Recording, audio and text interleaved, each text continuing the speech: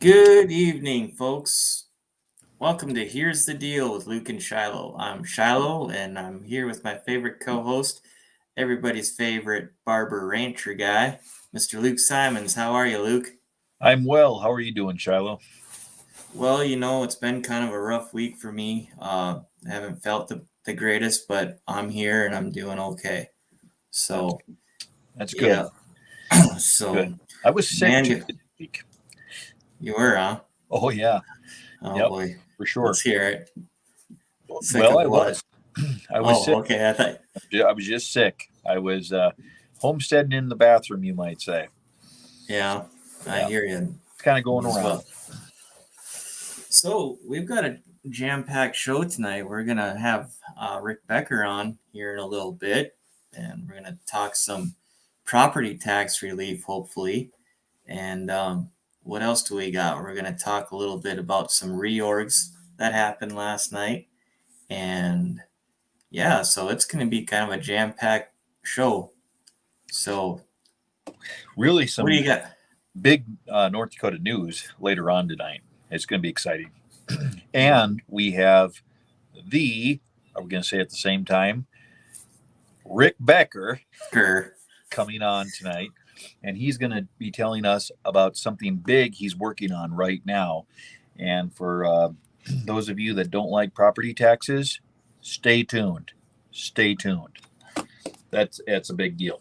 Shiloh, Yes, sir. we were we were talking a little bit before the show, but one of the fundamental concepts in our country is the right to a speedy trial and the right to be accused by your accuser. Okay, they can't just keep you in jail, supposedly. Yeah. Last night, a friend of mine, Perry Redmond, brought this to my attention. He said, Luke, I'm so sick and tired of these Republican senators and congressmen parading around telling us what they're doing. And we have hundreds of people in a prison for the July 6th Trump rally. Mm-hmm. No trial, no nothing. They are prisoners of basically of the Democrat Party and the Republicans. And I'm going to say it: Kelly Armstrong, uh, Kevin Kramer, um, John Hoeven, our governor, has said zilch about this. Zilch about this. And this is a major, major deal. Now, hey, you and I, Shiloh, we've talked about this many times. We Yeah. weren't for them going into the DC. That's holy ground, man. Like we don't tear down statues. We don't do any of this. Right. I wasn't for that. If anybody did damages or something, hey, there's a problem. If you Yeah. trespassed, even so, there's a problem. Let but to throw people in prison and call them terrorists, this is a big Yeah. deal. You are the federal government, the Democrats, and Mm-hmm. let's just call it what it is. The Democrats have armed their pit bulls, which is the FBI and the CIA, and the bureaucrats, the fourth branch of government, against these Republicans, these conservatives, Yeah. and they're calling them terrorists. And because they're terrorists, their constitutional rights are now void. I mean, Well, go ahead. some of it is, Luke, that I think anyway, and maybe I might be wrong, but so far President Trump has always stayed one step ahead of the Democrats. And maybe this is their way of trying to get something over on him because they're still trying to prosecute him for this, saying that it was his fault. Um, but you know, maybe that's some of what's going on here is they're gonna let them sit a while and see who will talk or, turncoat as they say. I don't know that to be fact, but Well, it's kind of what it looks like. our founding fathers had said time and time again that the right to a speedy trial gives the advantage to the accused. To keep somebody without evidence is one of the biggest basic understandings why we declared our independence in 1776 from England. Yep. And Hey, and I go ahead. I'm sorry. Guess what? We've got Rick on now. The Rick Becker. The Rick Becker. Yep. Let's bring him on. There he is. Hey guys. Good evening, Rick. How are you? Good. How are you? We're blessed. Good. Hey, Good. it's Glad to good hear to that. see you again. It's been a while. It has been. I'm glad that you have allowed me to be back on your show. Well, we appreciate it. So We we are extremely excited to hear about what you're talking about with our property rights. Yeah. I've got Jeff Hoverson, Representative Hoverson, has introduced a resolution, HR 3024, which is elimination of property taxes. And I should say elimination and replacement. That's key. Could you give us the number again, please? Shiloh, 30, 3024. HR 3024. Yep. Okay. I'll put that up here just a sec. Go ahead, Rick. And this is a resolution that, if passed by the legislature, would put a measure on the ballot in 2024 that the people would vote on. And what the measure would do is simply eliminate property tax and require that the state replace the property tax with state funds. That's awesome. Yeah. With state funds. Yep. The state has so much money. My gosh.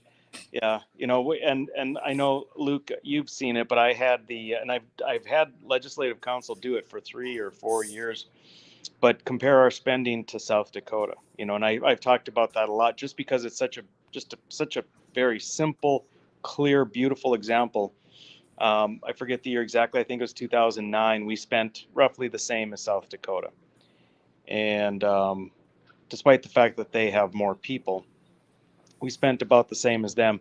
And while their spending has increased over these last, I guess, 12 or 13 years, their spending has increased. I mean, all states have increased.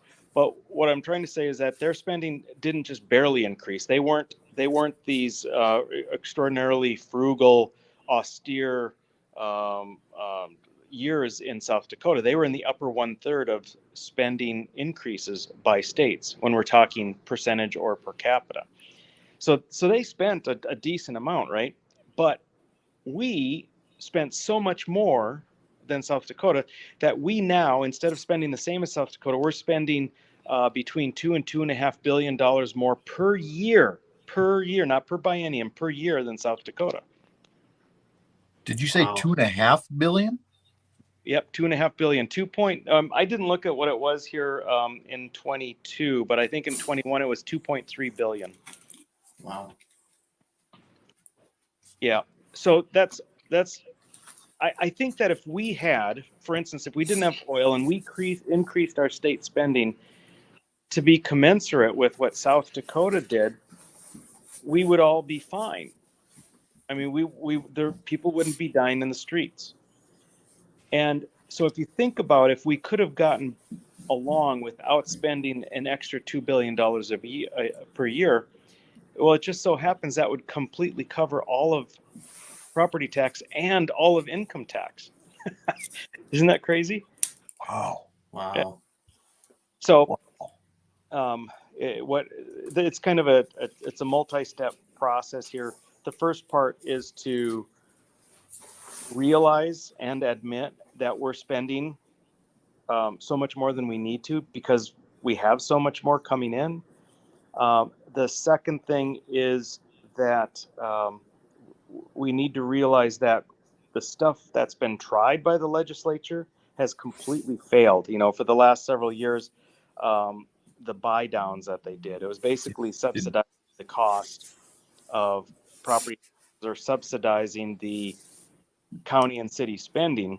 And of course, you guys know when you want more of something, subsidize it. And so we got more spending, we got more cost, because that's how we handled it improperly in the legislature. So, and this is somewhat interesting too. We were, I think, 15th highest property tax around 2010. And I mean, the years don't write down the years, because I could be wrong, but somewhere around 2010, before we started really buying down property taxes, maybe 2012, we were like 15th highest in the nation. And then we bought these and if you look at it, you might say, oh, it did help, because now we're 23rd highest in the nation. But what people need to realize is that the state is taking your sales tax and your income tax, and they're using that to buy down your property taxes. So it's still your money. When you add the part that the state is buying down of your property taxes together with what you're paying for your property taxes, we have one of the highest property tax rates in the nation. That's not surprising. Well, And honestly, well, the state is buying it down. Well, that's your money. And some people say, well, no, it's oil money. Nope, it's all fungible. It's all one thing. If they weren't spending it, they could have avoided taxing you in another area. right, mm-hmm. right. Well, it's like when people get a raise, I see it in my barber shop all the time. People go get a raise and they think, oh, good, now we'll have, financial freedom. We'll have, and then they, convince their wife to go to, Rick and make America beautiful. and then Rick gets richer, and then they remain about the same as they did because they spent their money. And that of course I'm joking, Rick, but I'm saying on anything, it's just how it works, and it's the nature of the beast. Yeah. So you're absolutely correct. We have the opportunity to give tremendous tax breaks. Instead, the state is choosing to spend the money, is what you just said. If I'm absolutely.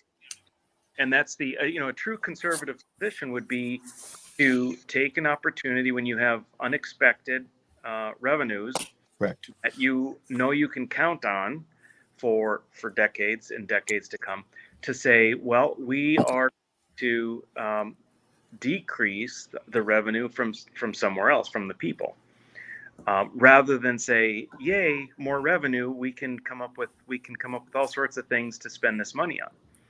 That's not what a conservative says. And that's why it's very hard to be, as a legislator, apparently, it's very hard to be a conservative when times are good. It's super easy to be a conservative when times are bad. When you don't have a choice. When your only choice is to raise taxes sky high, sure, it's easy to be a conservative. correct. A lot of I've been to a lot of seminars, Rick, and every financial seminar I've ever went to said, if you've been poor for a good percentage of your life because you don't make good money, chances are you don't blow a lot of money because you're tight. You just have set bills that you have to pay for. You'll actually know if you're good with money when you have an excess of money. And that's precisely what you're saying right now.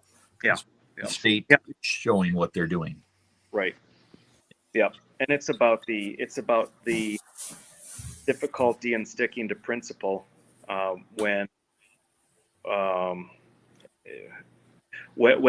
the winds are blowing, when you have to swim against the stream to stick to your principles, how easily people fold, because it's coming up with spending money for amusement parks and presidential libraries, and buying down people's student loans, and paying for this and paying for that. Like, aren't we great? Let's pat ourselves in the back. Look at all this wonderful stuff we're doing with this money. But they should always say, with your money, the way it should be. Right. So, right. But the main thing is, this is a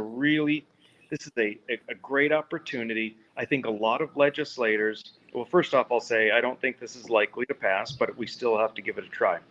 I think that a lot of legislators may believe that this is not their preferred route, that they think that it's important to keep property taxes. But what we're really looking for is this is an opportunity. This is a vote by a legislator to say, I think it's worth having the people vote on it. That's all the legislators, that's all this bill is, this resolution. That's all legislators need to do is say, do I think highly of my constituents that I'm going to let them vote on this?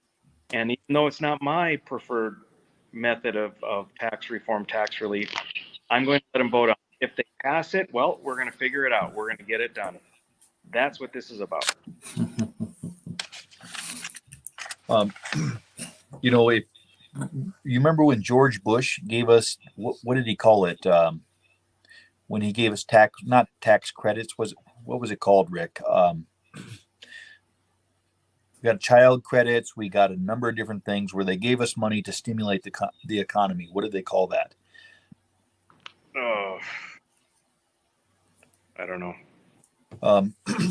George Bush gave a stimulus to people. They got their money back. Of course, you probably wouldn't have got one, Rick, but a lot of us, local, did get that. And the idea was I love you, Rick. I love you. And it's just so much fun I'll never forget the day Cole Christensen said, like George Washington said, clap and whatever. And you were like, really? He said that? He's like, no, he didn't. I thought it was the greatest thing ever. But anyways. You better hope he never has to make you beautiful again there, Luke. Cause yeah, right. Looks like elephant head man. He'll be like, malpractice. Yeah, doctors are covered under that. And for a little lipo, and he's going to come out with ready for the Greg show. Shoot. Well, maybe I'll be a teacher then. But so what I'm saying is if this works for George Bush, and it did work, I'm against all those things.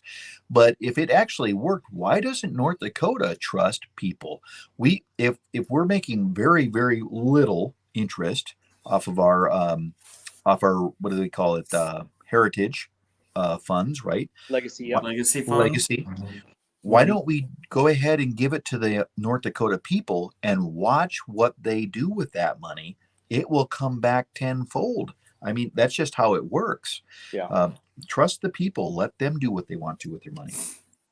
They're too busy sending it to China and Ukraine and wherever else they have foreign investments. Right. Well, this is exciting, Rick. Was this your idea or Jeff's idea or? Well, this is very similar to a bill I introduced last session, Luke, that I think got 25 or 27 votes in the House. Out of 94. Yep. And I tweaked a little bit. Jeff was kind enough to introduce it for me. I think it's a darn good bill. I researched for a gazillion hours on Measure 2 from 2012. I read all of the legislative committee hearings and their final report on the assessment of it, watched everything, followed some Texas initiatives. I think we've got the bases covered. This is a good opportunity. They will try to use scare tactics, and I think we just have to be able to. I know we can counter them, but we have to be able to communicate. One of the biggest things, of course, is loss of local control, and there really is no loss. What we're talking about is when you pay your property taxes, it gets dumped into a bucket, a great big pot of money for the county. The county's power is what they do with it. All we're doing now is taking that pot and it's being filled with your money still, but through the state instead of directly from you. So all of the local control and how they divvy it up and what they spend it on and what their budget is, that's still entirely up to them. The state, here's another factoid. This measure would send roughly $1 billion from the state to the locals to replace their property taxes. The state already sends $2 billion per year to the state and locals through other various means, whether it's K-12 funding, whether it's the state relief fund, whether it's the highway tax distribution fund, whether it's the stupid Operation Prairie Dog. We're already sending $2 billion per year to cities and counties and townships. Huh. So we're just talking about $1 billion more. We're not taking, the state shouldn't and won't have control over your budgeting to the cities and counties and townships over anything that you want to do. We're just filling your pot of money by a different route, a better route, a less immoral route. Right. Right. So do you know what they're? Go ahead, Luke. Well, you just talk. I mean, you talk about a stimulus to the state of North Dakota. I mean, if somebody gets $3,000 back on, let's say, property taxes, let's say they have a couple of sections of land and their house, et cetera, et cetera, et cetera. A business, in your case, in my case, we have real estate in town. We have some rental properties in town. What does that do? Well, what that does is I just lower my rents. I don't have to raise my rent on my renters. Now they just went out and bought a brand new flat screen television. And I mean, you take that on how many renters. Rick, I know you have rental property. All your renters benefit from this. We spend that money. That's what we do. It creates more sales tax, which is a just tax, which is a fair tax. And the state makes money from that. I don't understand why the state's not jumping all over this, Rick. Well, it's two reasons. That on a state level, the elected officials want to be able to do these things that they think are good for North Dakota, spending money, all of these programs, all of these subsidies, all of these schemes.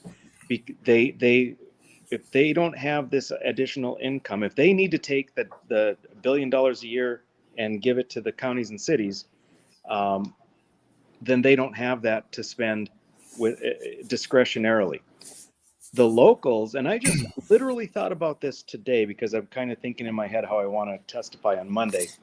The hearing, by the way, is Monday morning at 9:00.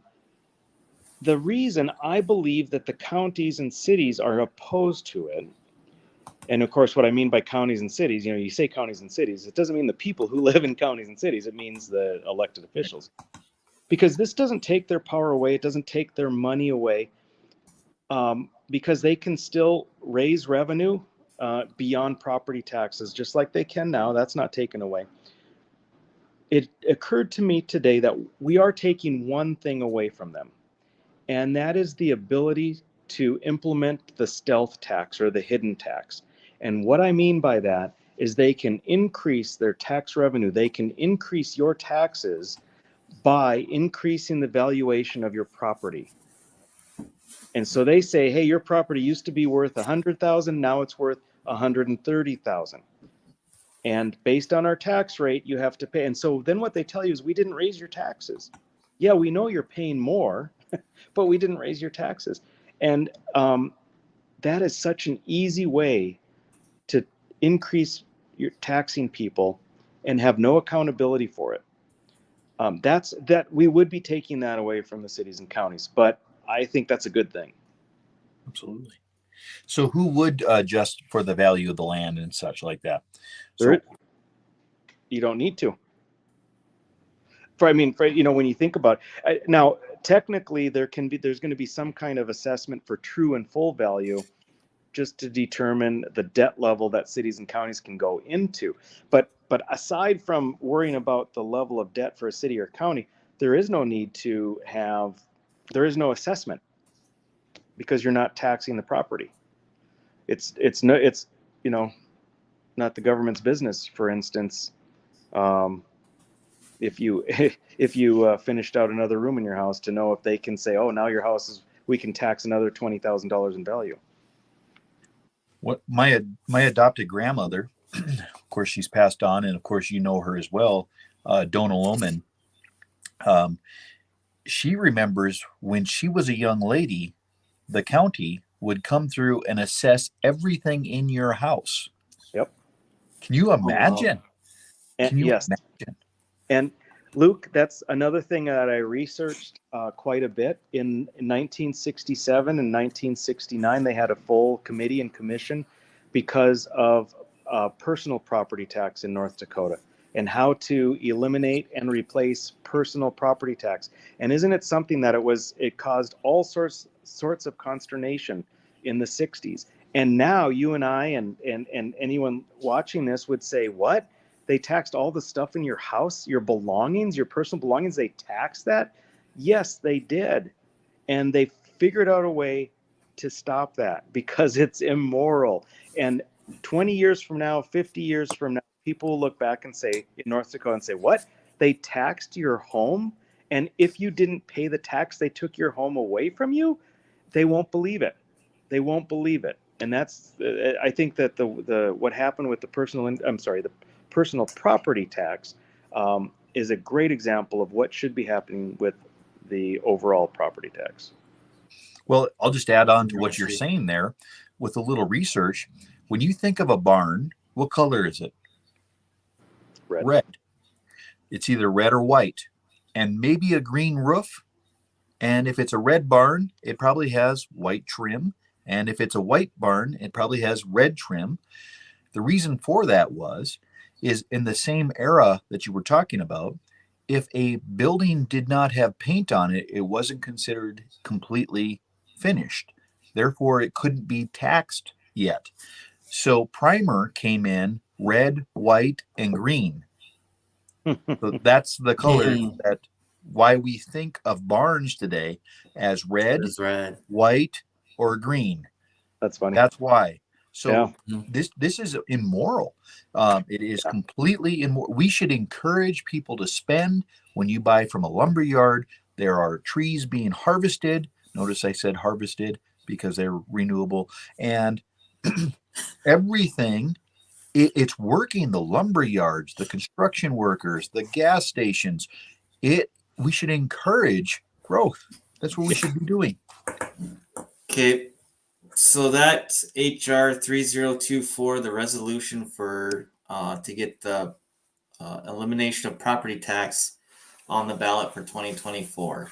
Yep. And that hearing is Monday morning at 9. Monday morning at 9. Pardon me? At the Capitol? At the Capitol, the House Finance and Tax Committee. Okay. Who chairs that now? Craig Headland. So if we could go another direction, gentlemen, I'd like to talk a little bit about some of the district reorgs that happened last night. Mine was in District 2 over in Tioga. Unfortunately, I was unable to go, but I think both of you have seen the video of what Justin had to say, and I'd like to play that video here for our viewers, and then let's have a discussion about it, if we may. Sounds good. Let's see here. Replacing people who refuse to do better. I'd like to bring to your attention our desperate need for a new state party chair. The current chair of the North Dakota Republican Party, Perry Schaefer, is, quite frankly, an embarrassment to our organization. He fancies himself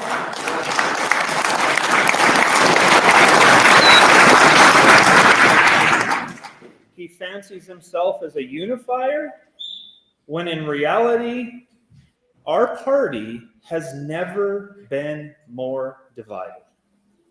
He is, in my opinion, the Barack Obama of the North Dakota Republican Party. When we filled every single one of our delegate slots here in this building to go to the state convention last year, Perry Schaefer called me on the phone and demanded that I remove certain delegates from seats and replace them with certain individuals who had not been elected as delegates. When a longtime state senator resigned not too long ago, last year, in disgrace after it was revealed that he was texting a jailed child porn suspect. Perry Schaefer was silent when asked about that with the media.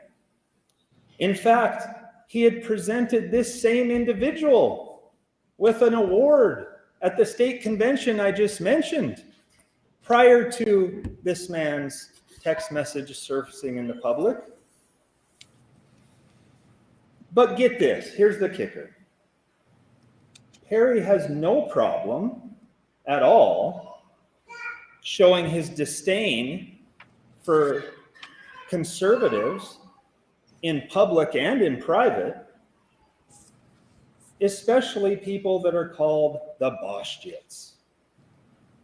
On one hand, mum's the word when it comes to somebody who resigns disgracefully. But boy, those darn conservatives, we better bash them whenever the opportunity arises. You should also know that Perry left me a message and demanded recently that I cancel this very meeting that we're sitting in here today. I have the message on my phone, him ordering me as state party chair to cancel this meeting and reschedule it. Well, I refused. And let me tell you why I refused. Very simply, Perry Schaefer doesn't control me, and whether he likes it or not, this is not his district. Ask other conservative leaders around the state, and you will find, unfortunately, that they've had similar experiences with this man. When I asked one party leader their feelings about our state party chair, I got an earful. I won't even tell you everything they said. I can sum it up with this statement best. The man is classless, consistently rude, and irreparably ignorant. Now, anyhow, I could go on, but I won't. And I apologize if this comes across as too negative for some of you. But I feel an obligation to be honest with you as I leave this position. Failure to do so, to me, would be akin to having cancer and pretending that it doesn't exist. The people of District 2 have a right to know what's going on in this state and how poor we are represented as a party. Perhaps our biggest problem in electing a new state party chair is the glaring reality that a majority of our current state party leadership doesn't even believe in following our own rules. Our own state party rules specifically say that it is the district chairs that are to meet and elect new leadership. That's not what happens. In addition to the district chairs, all the officers have been allowed to vote as well. What does that mean, you might ask? Let me tell you what it means. Double representation.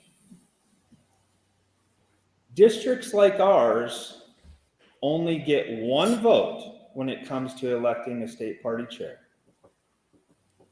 By allowing all the officers to vote, there are certain districts who get more than one vote. It's wrong, and it needs to come to an end.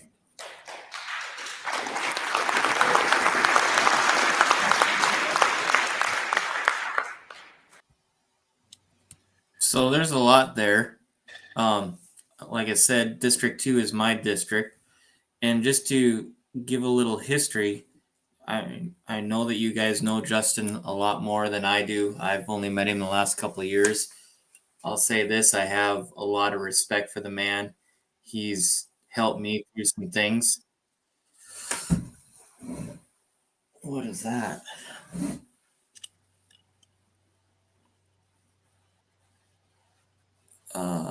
Sorry about that. Another video just kept playing. I forgot to stop sharing it. Anyway, sorry about that. So I have a lot of respect for him. He's very well respected here in his area. And, you know, we'll look forward to seeing what he does next. With that being said, what's your guys' take on the video? Rick? He can't hear you. Can't hear me? No. Can you hear us now, Rick?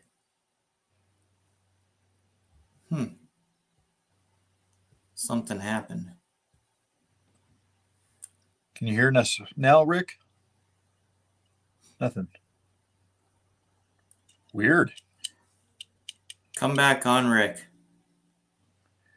Can't hear you.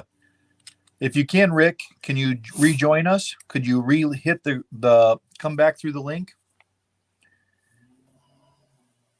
Sorry I'll about text that. him. Yeah, I apologize. While we're doing that, Luke, do you want to give some words on Justin? And Justin's a good man. He's a soft-spoken father, teacher, good man. And for him to say what he said there is a big deal. I've never heard Justin like that ever. And, you know, if it was just Justin saying that, it would be one thing, but several are coming out. Rick, do we have you now? Yeah. Okay. Dying I'm to hear. sorry about that. No, it's something. So there must have been a weird glitch because I lost all audio as soon as you put Justin on. But I did listen to it a little earlier today, so sorry about the technicality. But what were your thoughts on that? We were wondering your thoughts on that. I mean, what's your? Well, Justin is. You guys know Justin, but I mean, Justin. This is a man who generally only speaks well of a person. He is not a person to call another No.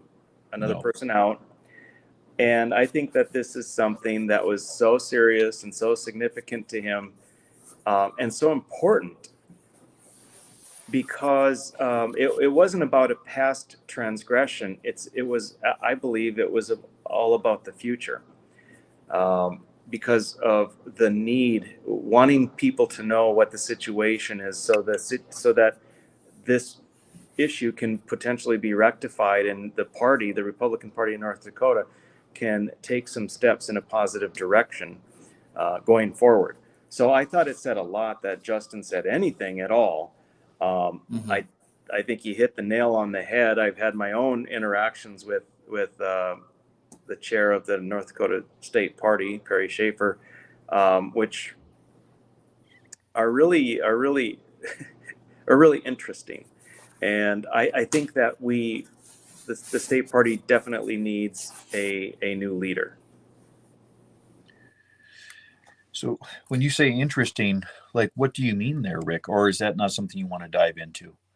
Well, I mean, sure, it's taking a very sort of authoritarian, tyrannical approach, but not having a foundation or basis to take that approach. So it's kind of Napoleonic, just jumping out and, obviously my situation when I decided to run against Hoven in the general. He just these messages, and then frankly, even before I did that, well before I did that, when I was still running in the convention, the messages I would get were very, very much like he was a parent, but really was just kind of a jerk parent, as though he had some sort of authority. It's a very interesting. It was a very interesting dynamic, a very interesting approach for someone who's leading a statewide political party. I don't know where it came from. I had expected so much more from him, and then also his approach seemed to be to listen to some of the more establishment faction, the squeaky wheels on the establishment side, and take whatever they said as gospel, rather than being a thinking person for himself and what would be best for the state. Of course, what would be best for the state party is to get everyone on board. Of course, to stand for principle and all sorts of things like that. but what his approach was simply to say, well, it was a Barack Obama approach, which was we're all about unity as long as you completely come over to our side. Right. And So that's what it was about. He had a meeting with me and specifically about unity, and I'm like, I'm great. I'm all about unity. I'm for the Republican Party. I'm for every one of these planks in the platform. I'm 100% for that. So where's the problem? You know. Right. So just a little backstory on what Justin is saying. When I was one of the 92 delegates down at the convention last year, and what had happened is, we did our homework. There was a group of us who got together, we made calls, we got people involved, and yes, we got 92 people to the convention. I think it's the first time a district has ever done that. And to get 92 people to show up, let me tell you, that was quite the chore. At any rate, it was quite the experience for my first convention. At any rate, so we go to do the elections for these delegates, and we did it correctly. I mean, we didn't break any rules, but we had a sheet of people, and we put it up on the board, and there was, I don't remember quite how it all worked, but we elected all those 92 delegates or whatever, and we asked for any more nominations, and our representation, meaning our 3 legislators or 2 legislators and 1 senator, were upset because they thought that they were going to automatically go to the convention, which if they would have nominated themselves, they could have been on and could have been voted on, quite possibly. But instead of doing that, they stood up in our reorg meeting when we're doing the voting, and they left. And they called Perry. And that's when Justin got the first phone call. That's what he's talking about is, Right. he got told to take 6 people off and let our representation go to the convention. Well, Justin didn't do that. Including their spouses, right? Correct. Yeah. Yep. Which is crazy. And we, we did everything all legal like and everything. So, he said no, but we'll put them on as alternates, and at that time there was 10 before them. So, I mean, it worked out. And then obviously you guys were at the convention. You've seen they put District 2, again, our 92 delegates, they put us furthest from the stage in the back of the corner. Didn't really matter because we were still loud and proud. I'm very proud to be a part of that group. And so at any rate, that's a little bit of the backstory. And then it just kept going on after the convention too. I know that Perry went on the radio and was not very happy with Justin. Was one of the chairmen that he wasn't very happy with. So, well, Rick, I heard Perry's interview when he was talking about you, and I honestly, I couldn't believe if he wants. It is his job to obviously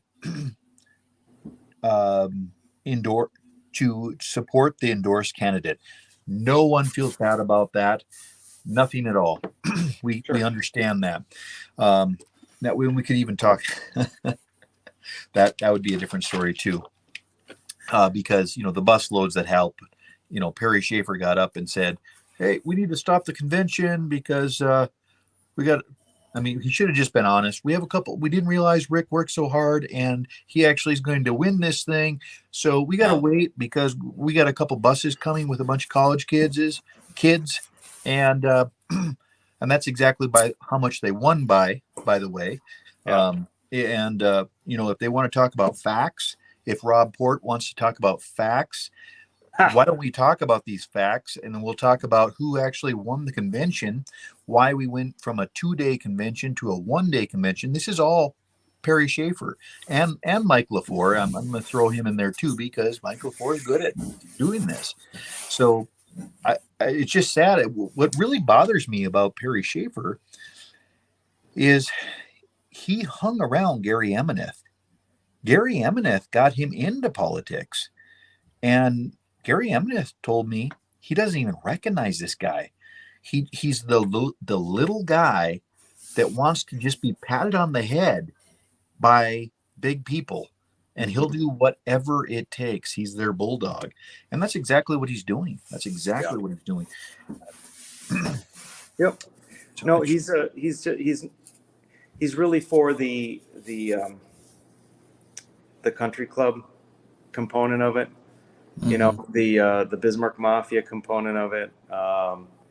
It's not. I mean, if you think about someone who's skilled and a good leader,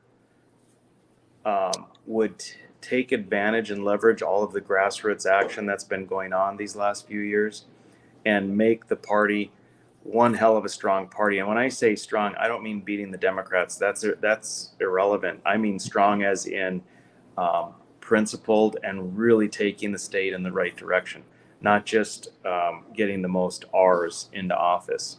Correct. Yeah. Correct. I mean, can you imagine what good leadership would do? It would be amazing. And then the other thing we heard Rick all the time was big tent. Big tent. It's a big tent. You have to, Rick, be nice. It's a big tent. We want everyone's opinion in the Republican Party, except conservatives. Right. Especially outspoken conservatives. You know, Rick, some of the things I've heard about you, I can't say on the air, but he's arrogant. He's aloof. He's above everybody else. He thinks he's smarter than everybody else. No, not at all. That's not even remotely true. What it is you're principled. You know, have you ever told a Christian, I don't think you're a Christian? I made the mistake once of seeing a Mormon on the rigs, and I told him, I thought you were Mormon. And he goes, I am Mormon. I said, why are you drunk? Mormons don't get drunk. Oh boy, he about ripped my head off. I mean, he was so furious. But you know what? I know what Mormons believe. I know I don't agree with the Mormon faith, but I know what they believe. He was not practicing being a Mormon. If you tell somebody they're not practicing a religion, they are going to get 12,000 shades of angry at you. Yep. And the same thing holds true with the Republican Party. It's just the truth of it. Yeah, it's human nature not to want to be called out or be held accountable, and right. And especially when you're in an elected position and you're actually there to represent something, and you get called out that you're not representing that. It's no wonder. And I mean, I definitely get, but you know, Luke, I mean, it's not just from legislators. I have a tendency probably to sound arrogant or something. I don't know. I guess that's a weakness of mine. I never mean to. I mean, you know me personally, but I've been told that. I don't know. I just you just say it's because you're well spoken. Right? Yeah. It's because you're well spoken, and it doesn't take you long to answer something, or I mean, you just you're like clockwork, and some people take that wrong. Yeah. Well, I'd like to ask. Another part is just when you're really, really comfortable and confident in the principles, and there's no like, oh gosh, what should I do? I mean, it's hard not to come across confident. Absolutely. It's like, this is the right thing. I'm not questioning it. I have no doubt in my mind. I know what I'm doing is right. I know what I'm saying is the truth. How could I possibly not sound confident? Correct. Right. Correct. Right. We hold these truths to be self-evident. Go ahead, Shiloh. I got a question for you. So yes, we sir. know how you feel about the Republican Party and the principles and all that. So where do you stand now that you ran as an independent? Or is there rules now that hold you out of the Republican Party for a while? Or no, not at all. I'm still Republican, although I'm starting to wonder what it means anymore. I mean, the platform is still there, which is why I say I'm a Republican, right? Because it's the platform. just because a significant percentage don't abide by it, I mean, I don't know, where else am I supposed to call home? I Right. mean, the platform is what it is, and it's not my burden that other people are not living by what they say they believe. So no, I'm still fully Republican, 100%. And Gotcha. running as an independent is not declaring independence from a party. That's purely, when I ran as an independent, that was purely an administrative thing. That's the only way you can run Right. when you get in after the primary, is as an independent. That's the nature of it. I'm a dues paying member. I paid my dues a month or so ago for 2023. Perry called me or didn't call me, he texted me saying, you're not, you have to stop saying you're Republican. I'm like, no, I'm a Republican. He said, no, you're not. You know the rules. I'm like, what rules? There are no rules. So to answer your question, Shiloh, there are no rules about that. And he said, yes, there are. And I said, show me the rules. And he said, well, you're out. And I said, for one thing, I was voted in by the people. You don't control my district. You don't control my district's executive committee. You don't get to change the rules and the bylaws of the state party at your whim, depending on what your mood is. Show me these things. And I knew what he was going to send me because you don't have to get too deep to get to Perry's level. Right. And what he sent me was this new rule that they made, which is a pack of rules to keep the grassroots at bay, like Right. paying $5,000 or $1,000 depending on the office, that kind of thing. But also that if you ran as an independent or ran in another political party, you could not be endorsed at the state party convention for 6 years. Right. Well, that doesn't prevent anyone from getting the signatures and running as a Republican in the primary. Right. And it doesn't prevent anyone from being a member of the Republican Party. It doesn't prevent anyone from being a chair of a district. It doesn't do anything except you can't. It doesn't even prevent them from going to the state convention and voting, being a delegate. It simply means you can't be a statewide endorsed candidate for 6 years in the convention. Correct. But what the hell does that mean anymore? Going to the convention? I mean, it's the conventions. It doesn't matter. Right. What they got to do is they're making a mockery of it. They got to what was that, Rick? They should get rid of the primary. Yeah. Expound on that. Well, technically speaking, if you're going to have this political party system where they have conventions and people are voting for the endorsed candidate from the party, this is all a private organization machine. There's nothing democratic about it. And so the people that go as the Republican and Democrat nominee in the general election should be straight from the convention. That's the people in the party apparatus. You and I, the delegates, we choose the candidate. To have a convention and then say, also, we're going to have a primary that other people can get in as well. And in North Dakota, which makes it doubly worse, anybody can vote for a Republican, whether they're a Republican or not. It completely dilutes the whole aspect of party politics. So, it's a weird thing. I mean, it wasn't all that many years ago that I sort of realized that there was nothing like, what do they say? I mean, but there's nothing democratic about these parties. They're private organizations. Right. I remember when I figured that out in 2007. That took me a long time to figure that out. But constitutional convention. Jumping to the Constitution, where a majority of the states can overrule or actually take Congress, right? Constitutional Convention, Article 5 convention, I always looked at the primary as if the Republican Party is corrupt, it can the inventors of the Republican Party decided if our party goes corrupt, the primary can set it straight, and that's what Kevin Kramer did against Brian Koch, if you remember. He didn't show up to he didn't even bother paying his dues that year. I don't even think he was there. Kevin Kramer, our sitting senator, was not endorsed by the party and went right to the primary, if you recall. Yeah. So, and he would have never won that, and he knew he wouldn't have won. They didn't want him. Right. Didn't want him. Right. So, I, for one, am glad that we're going to the primary. If they were smart, that's what they would do, though, because they rule with an iron fist.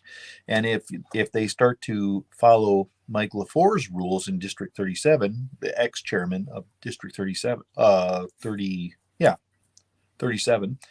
Dickinson, he made his rules that they can say who is and who is not a Republican by if they get along with everybody. Did you read his rules? No. Oh, that is the most corrupt rules I've ever seen in my life. It is really, really bad. I will send them to you after the show tonight. Okay. So we just got a few minutes left, Luke. We were talking a little bit about January 6th. While we have Rick on, do you want to continue on that? Well, Rick, have you noticed that no Republicans, our three Republicans, to my knowledge, have talked about any of the January 6 people that have been held in jail without trial, without charges, basically prisoners of the Democrat Party and the bureaucrats. Are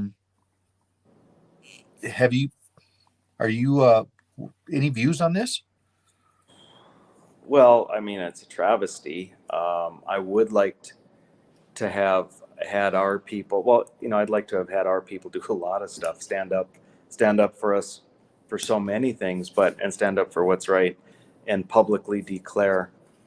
Because saying you agree with something in utter silence is really useless. But I'd like to have seen them stand up for the people that are being held without trial. I mean, effectively, and we don't even have to say whether they did anything right or wrong.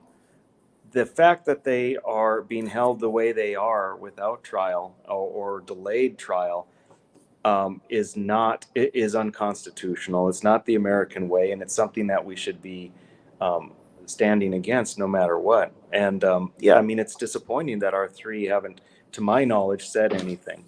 And it's sad. As time goes on, I guess I haven't really been giving much thought to them either, which is sad. But gosh, yeah, I mean, how long can they languish in prison? Well, they are literally being correct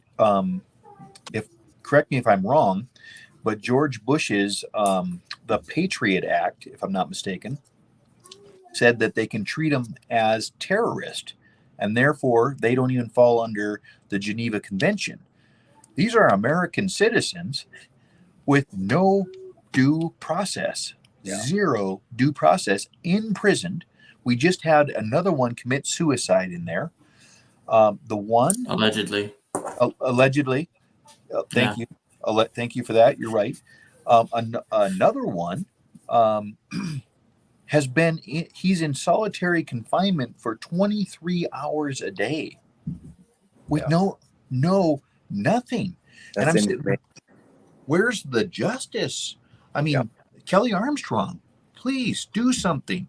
Kevin Kramer, please do something. John Hoeven, please do something. This is horrible. Yeah. Political prisoners is what they are. They're political prisoners. They're big deal. They absolutely are.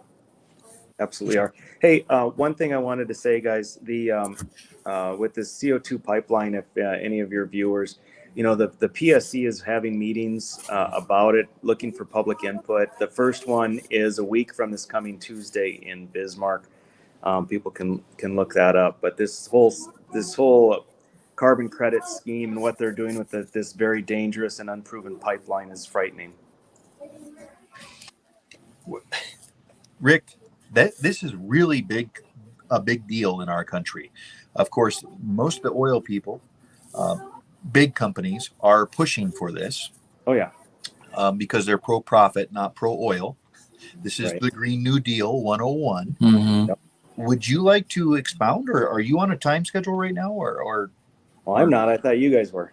we were, but we got the Rick Becker on here. Yeah, the Rick Becker. So if you would, please just give us both barrels of this. We're both oil country, Williston, Dickinson representing the show primarily.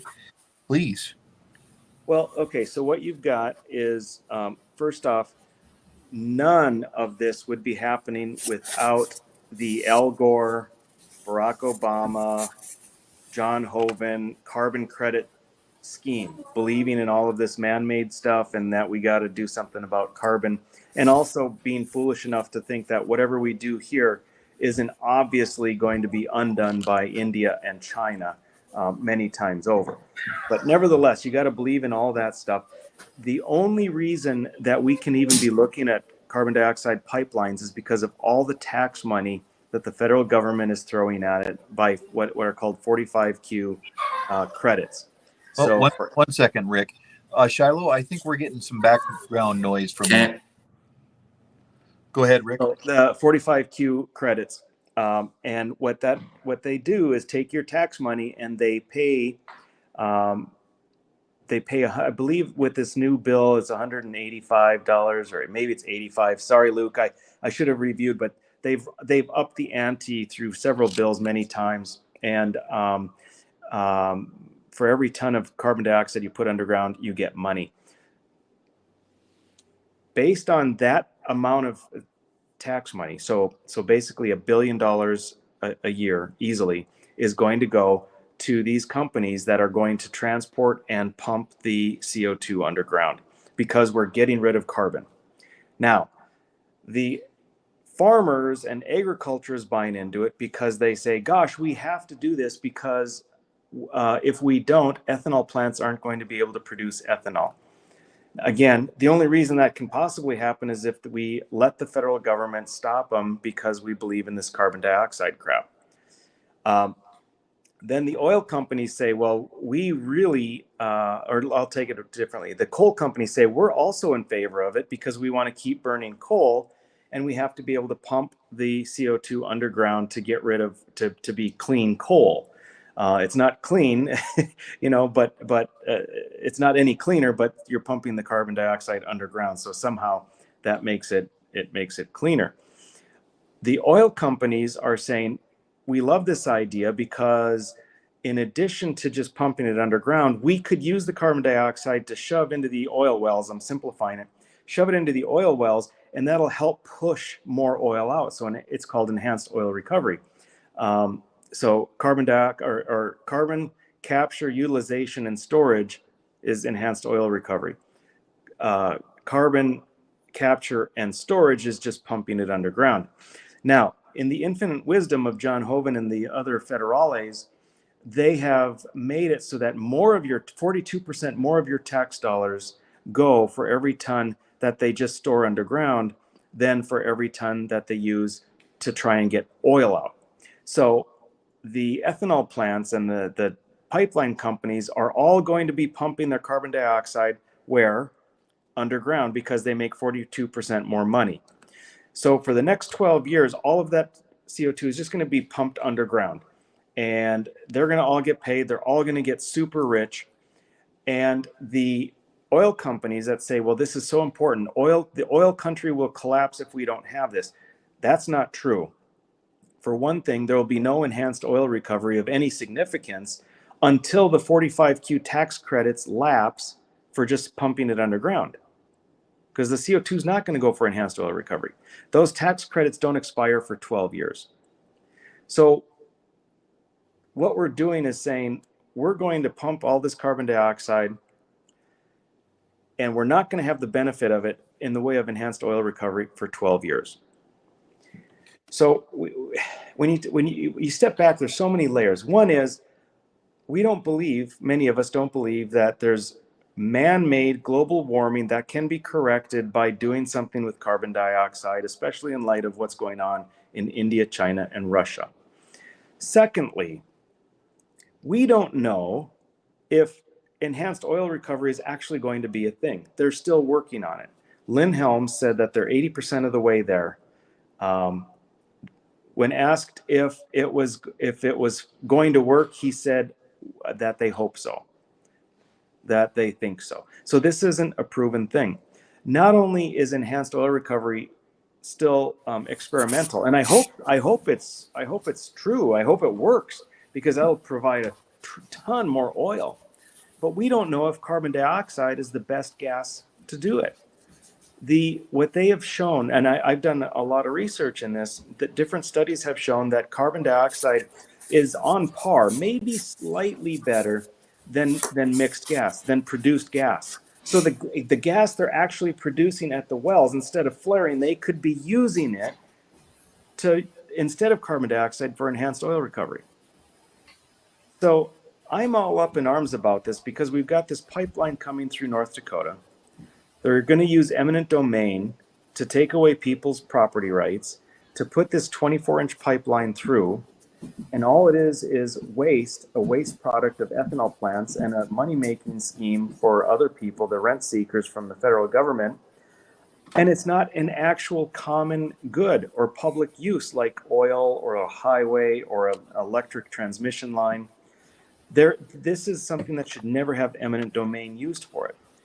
And we are told, I mean, this is all really all about the Green New Deal. It's all about it's all about the globalist agenda. And so all of these people, coal, oil, ethanol, they're all jumping on board because of the quick money right now, and because they're allowing the governance model to dictate what they do, even though it's against their own interests. So instead of standing up and saying no to this, saying no to the carbon storage, no to the CO2, they're just going along with it because they think there's a way that they can make money, and there is. It's our tax money. Now, there's another component to the carbon dioxide pipelines, and that is the safety, whether they're safe or not. It's a 24-inch pipeline, and there's 20 miles between valves, and it's extremely high pressure. If the pipeline bursts, like other pipelines have burst and then they close it off, we get the reports like, oh, there was a spill or there was a burst or whatever. But if carbon dioxide spills, it's under extreme pressure. There's 20 miles in a 24-inch pipe, which is a huge amount. And carbon dioxide sounds way less harmful than oil or gas, right? Except oddly enough, it's actually more harmful because it drops to the ground. It's heavier than air, and it displaces all of the oxygen, and it flows down along the valleys or wherever, and you can't breathe. And if an ambulance can't drive to come and get you because your car, unless it's a Tesla, your car needs to be able to combust, and to combust it needs oxygen. So this 24-inch pipeline is a size. People say, oh, there's carbon dioxide pipelines going already. We don't need to worry about that. Well, those are very small pipelines, and they're not under as much pressure. This is an entirely different thing. And they're bringing this up through North Dakota, and they're wrapping it around Bismarck, and they're going to run it across the river, just north. Luke, I don't know if you remember, but the legislature was looking at spending a bunch of money to shore up the cliff along Double Ditch Indian Village because they kept sliding, they were collapsing. They're looking at putting this pipeline just north of that. Huh. Yeah. So, that was a very poor presentation. There's just so many things about it that are wrong, but I am totally against this pipeline, but I'm totally for oil and I'm totally for coal. These are not exclusive things. I don't believe for a second what we have are the lobbyists that are telling us a story that oil and coal are going to collapse if we don't do this. And it's just not true. It's not true. Well, You know, I have here North Dakota State Constitution, which we swore to uphold. Yep. Article 1, Declaration of our Rights.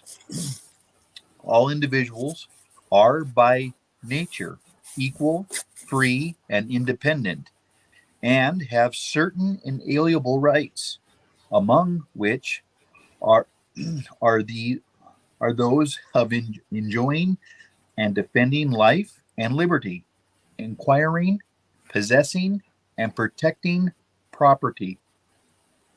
Yep. Eminent domain. It's Right. it's right there. It's Well, you right know there. what's also in the Constitution, Luke, it says where eminent domain can be used or not used, and it says that eminent domain can be used if with just compensation, but then it says specifically that this is not that what they're speaking of there is not to be used for economic development, increasing the tax base, and things like that. When you look at the Summit Carbon Solutions pipeline and what their all of their propaganda, it's all about economic development, increasing the tax base, and what it's going to do for the economy. In our Constitution, it says specifically those. It's almost like they copy and pasted what it says in our Constitution for why you can't use it. That's what they're taking and saying this is why we need it. Mm-hmm. Yeah. Well, and there's another, if you're a conspiracy theorist, you would go down the road too of you need CO2 for plant food, which plant food is obviously our food. So they're trying to control things like that as well. Well, yeah, I So- mean, if they were actually, it's very interesting. I think from a science standpoint, if they do put a bunch of CO2 underground and actually decrease the amount of CO2, are we going to see decreased yields? Yeah. Well, that there's a study on that already. When our coal plants did that, if you recall, Rick, that was in the legislature when they put basically a Cadillac converter on our major coal plants. Yeah. Farmers ended up having to buy that and then now putting it on their fields. So it's kind of sad. I mean, literally, they go and bang on this Cadillac converter and shake it all off and then sell it to the farmers. But it's too bad if you. It's true. I have several friends that work with farmers all the time on what they should be doing, moving forward, soil samples, etc. And their land was sucking that up, and then all of a sudden it wasn't there anymore. So then you had to put it artificially on. Yeah. Which before it was free, now it's a cost. So Yep. there's It's that. crazy. It is. It's a tremendous scheme. I would put it up at one of the top schemes of our lifetime. Not as high as COVID, but getting close. Another one, Rick. Another one. Did you get a chance to read that article I sent you a couple of days ago, or didn't it open for you? Remind me if you would. A couple of days ago, a resolution went through from the World Health Organization saying that it wasn't fair that some countries cracked down on COVID and other countries didn't. And so the World Health Organization is going to supersede and treat everybody as equal and be the authority on the subject. Are you familiar? Yeah. And then and Biden's all about that. Yeah. Yeah. And hey, dittos to John Hoeven for jumping on that bill and saying, hey, you know what?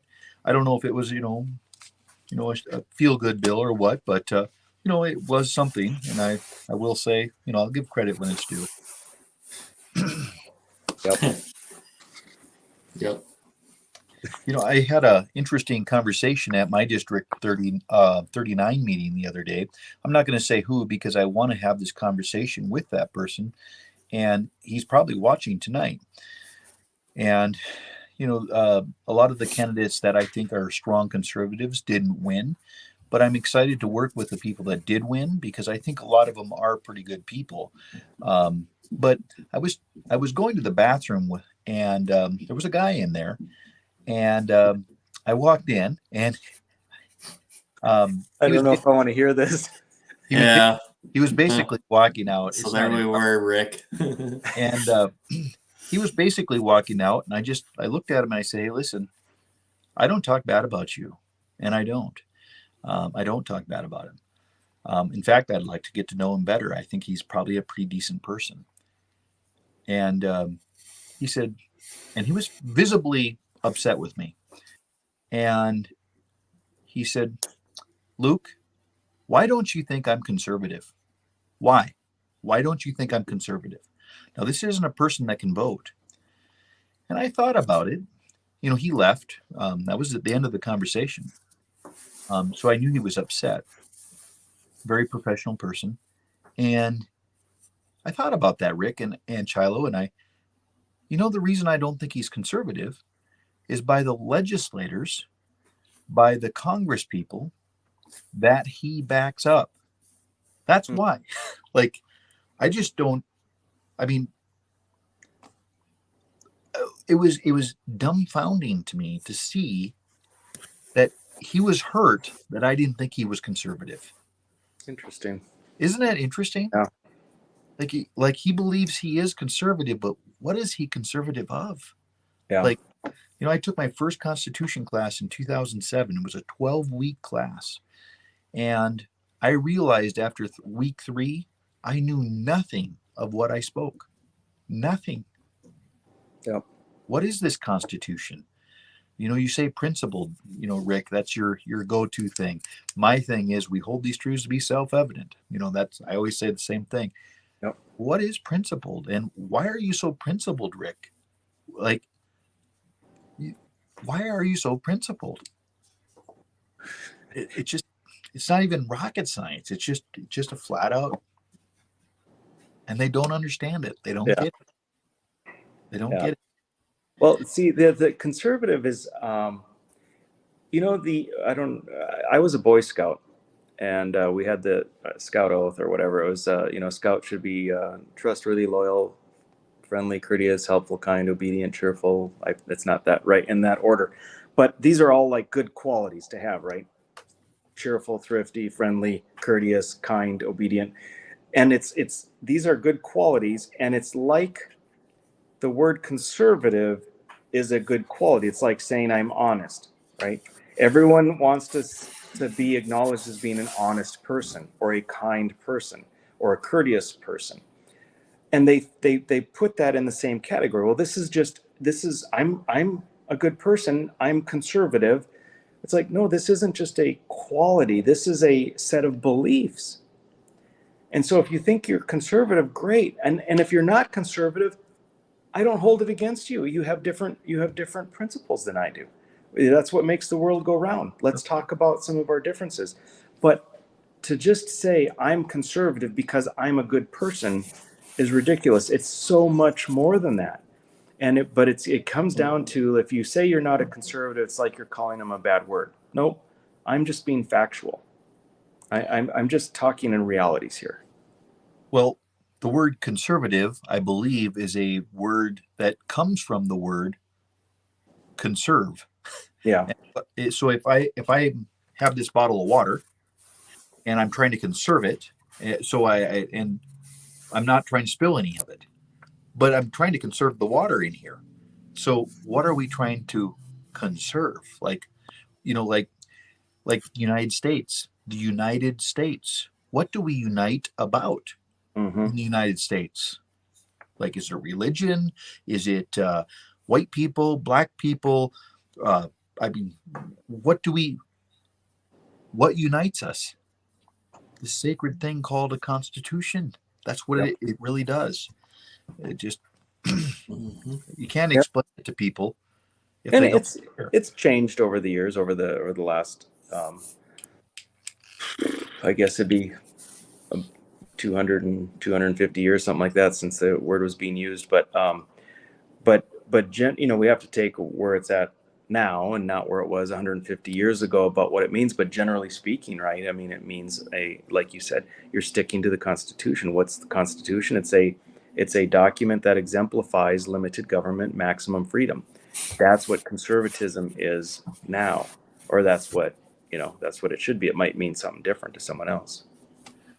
And now you're considered a radical because you and I believe that Congress declares war, but we haven't been in war since Korea. Right. So now we call them conflicts, which are the same thing as war.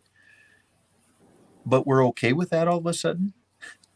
Yep. And we're now radical because we're like, wait a minute, what's going on here? Well, so many things. Yeah, so many things. Yeah, It's, right. So, well, Rick, thank you so much. Rick, talking to somebody just recently, and I don't believe that. yeah, right. I don't know if we want to get into this. We're already 19 minutes over. As an independent, Rick, you kicked butt. You absolutely kicked butt. I can't believe how good you did as an independent. Yeah. I mean, I can't even believe how good you did.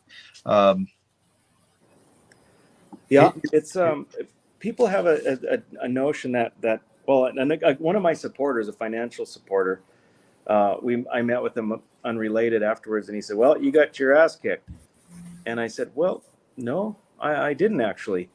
But there's a people conceive that not getting your butt kicked would actually be winning, or making it super close, and of course that would be wonderful.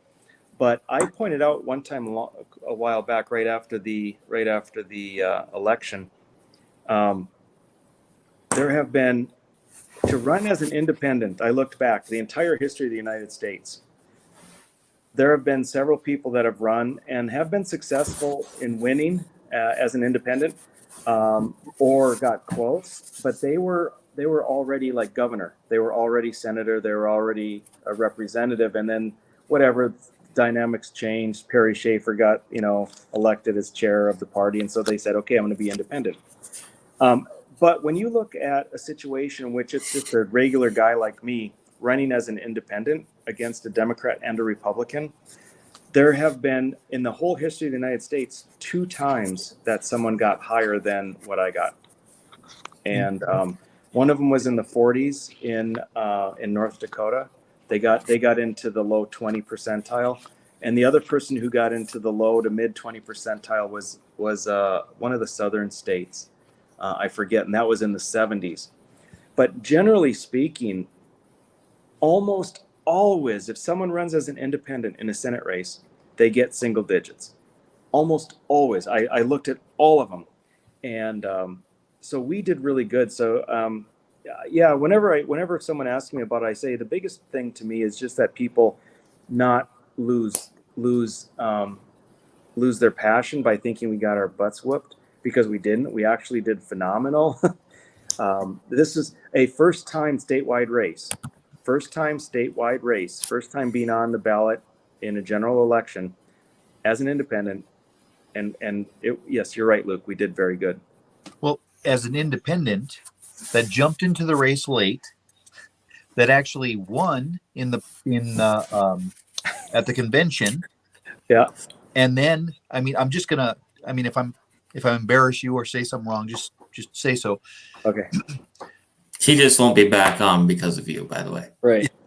And then jumps into the race late. Your vest, I think, Shiloh, is what's making all the noise. It's like making all that noise. It sounds like 2 pieces of canvas.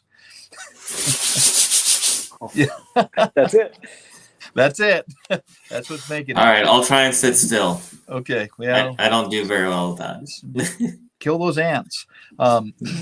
So anyways, so you ran as a late in the game, and then you decide to run against a man that was our governor for how many terms, and a sitting senator for how many terms. That's a huge deal. As an independent, you won by, like, you that was huge, Rick. That was huge. Yeah. I couldn't. it changed my mind when I heard it that way, because I knew all of those things, and I was thinking to myself, this is actually a really big deal, really big deal. It really floored me. It really The reason that the independents do so poorly is because there is a we anyone watching your program, we, as well as you and I, we all are in a bubble. It doesn't feel like we're in a bubble because it's not like it's just our family or just our neighbor, right? Yep. But we do really live in a bubble, because it seems like, for instance, I should have gotten 60%, right, in our bubble. But the thing is, independents nationwide have great difficulty in overcoming the low information voter. Right. There are so many people that they go and they just vote for an R or a D. And so overcoming that is great difficulty. And, not to make excuses, I'd like to have performed better. But I mean, it's just a fact. That's why independents rarely ever register out of single digits, because the vast number of people who just don't know really anything about the candidates but go to vote anyway is so overwhelms the rest of the system. So that's one of the things with when people talk about, oh, form a third party, or oh, do this or do that, it's like, wow, I don't know, man, maybe in 100 years. But the populace of these United States is very, very what's the word? Let's see. I'm thinking of two genders. What's the word anyway, I don't know. It's either black or white, right? It's either R or D, Right. and it's either male or female. So anyway, but yeah, it's an interesting aspect. And then you have Perry Schaefer and the others saying that the difference in the convention outcome versus the general election outcome shows the weakness of the grassroots conservative movement. And that's not apples to apples, because it wasn't in the general election to the voters. It wasn't a conservative Republican versus another Republican. It was a Republican versus an independent. So that's not apples to apples. Sure.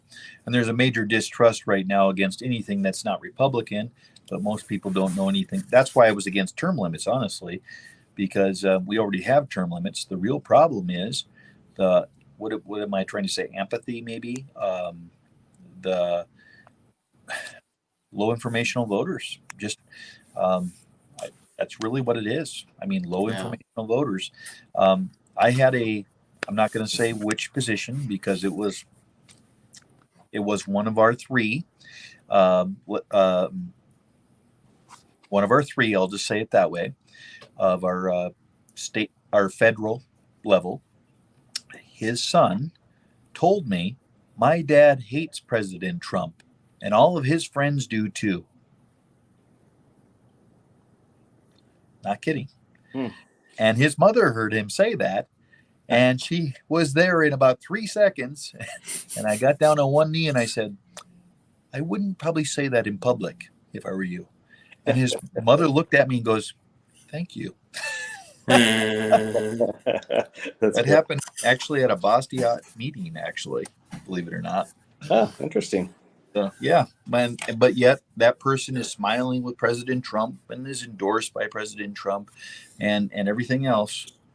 But that's the facts of it. Yeah. So, low informational voters.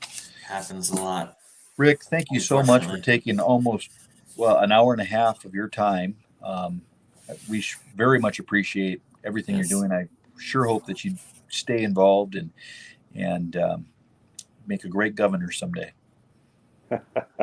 Well, thank you very much. Thanks for having me on. And next time I'll try and be more precise and efficient with my words. I feel like I kind of blathered around, but we'll do it again sometime. Yeah. It's probably because you got the Einstein haircut going on. Yeah, I'm really noticing that. I have a haircut scheduled for tomorrow, and I'm like a girl. I so desperately want to do stuff with it, and every time I do something, it's like worse. Whoa, hey. Yeah. I wish I had that problem, but My little Liberty, she doesn't say her R's, and of course, in legislature, they would watch every day. And I think my three youngest daughters all had a crush on Rick Becker, knowing full well that he was very happily married to a wonderful, wonderful lady.